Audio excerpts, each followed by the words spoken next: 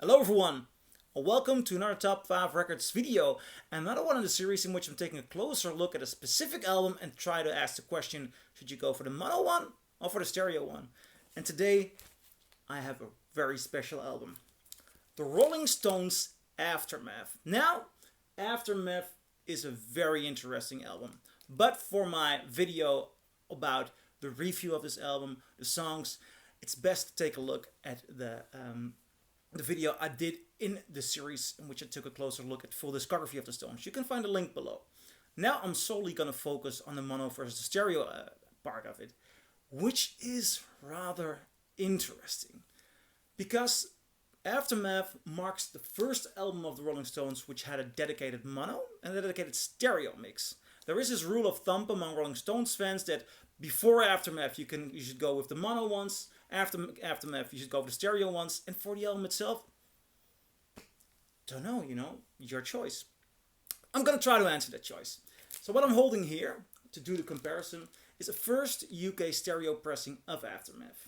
Now, it took me some time to get to the point where I could do this video because the last couple of years I have been looking for a first UK mono of Aftermath, but I found almost all the others. I didn't find one for Beggars Banquet, but not so interested in that in mono, but might do a video about it if I find it.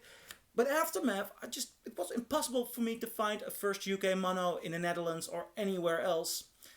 I've even been looking in London quite some times, but this weekend I got lucky. I got to a little market in just above the Tower Bridge, and I found this one. First UK in mono. It was only £20, so I bought it immediately. Then I left the shop. I went to Flashback Records, and I found another one, also for £20. So I thought, you know what? I might just buy them both. I'll never find them again. I'll buy them both, not only for the collection value or collector's value, but also they had label differences and they have matrix differences. So before starting the comparison of mono stereo, I first compared these two albums. Now, the one that I'm holding here has a matrix number of 3A and 1B. This one has 5A and 6B. Now, a lot of the stamper collectors believe that the lower the number, the better the stampers. And that is a myth. Because the first stamper might be one on which they were not so happy with the sound of the stamper. So they might have done a second or a third one, so a 2A or a 3A, which might actually sound better. And in this case, it is true. The one 5A 6B to me sounded fuller. Simply a fuller, warmer sound. Obviously the same idea lies behind it, but I just really enjoyed the 5A 6B more. So if you have the chance to find one and have the chance to choose, I'd go with a 5A 6B, but I haven't heard all the different stamper number endings, so if you actually find a first UK mono, be happy to find one because they're really rare. Now, overall, my reaction to first hearing the mono one was not that, how do I say, I was not that thrilled. The thing is with this album, it's 53 minutes of music pressed on one LP. And that doesn't do the sound quality of this album a favor. It was beautifully recorded. I believe it was Keith Richards who said that for the first time when they went to California, because they recorded this at RCA Victor Studios in California, they took more time for the album. So this is really a rare gem of an album. But there's a little bit too much music to really sound as impressive as, for example, their first album does. Just the sound quality, the fullness of it, or the albums after this.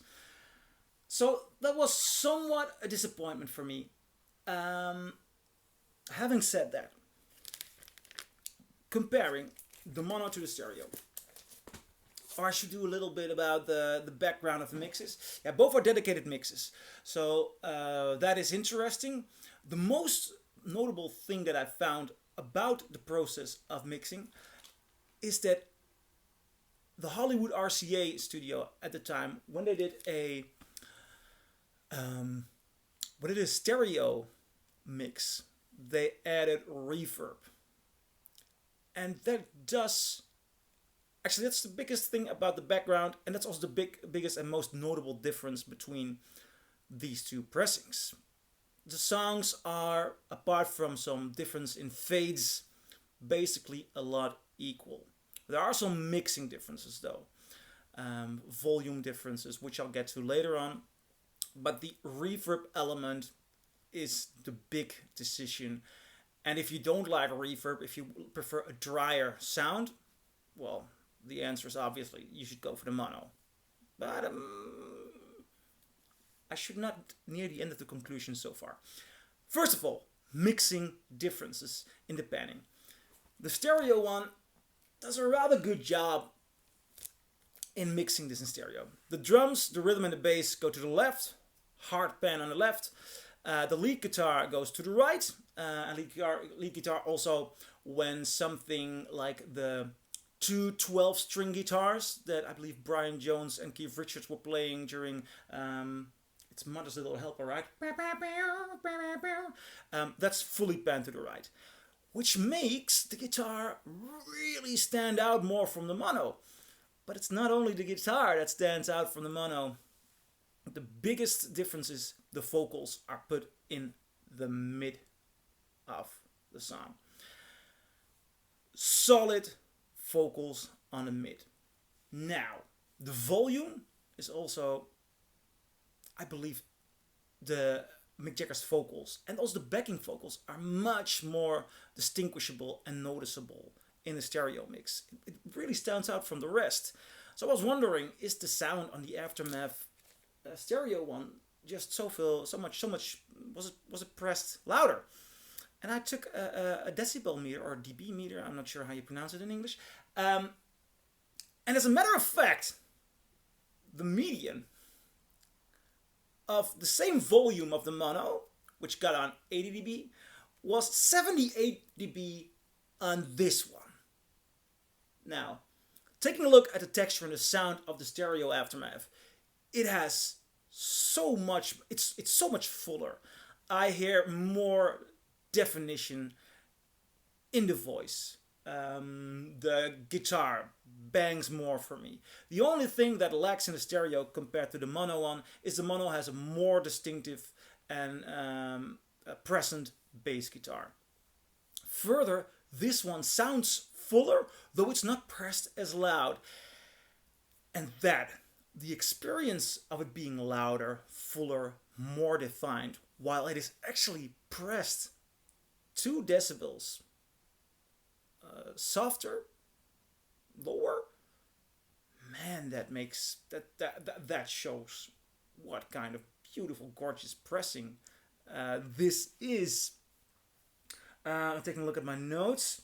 Yeah, the voice mixed louder. I notice the backing vocals more. Overall, the stereo one sounds much fuller. I prefer its soundstage. It's not as if the mono has a deeper sound or anything like that. Only more bass. So, leading to my conclusion, there are people who do not enjoy the reverb on this Aftermath. They prefer the drier sound of the mono. Now, if that is your preference, there's nothing that I can say to convince you, because the Aftermath reverb is present and it's noticeable. So if you don't like that, go for the mono one. But overall, my preference, definitely the stereo one. I don't think I'll ever gonna put this mono on again. Seriously, I'm going full-blown stereo. Beautiful quality. Beautiful. Gorgeous way. And I'm not sure if this album has ever been pressed better. But that question I might leave for a new video. So what do you think? Do you agree? Do you disagree? Leave a comment below and I'll see you in my next video. Bye!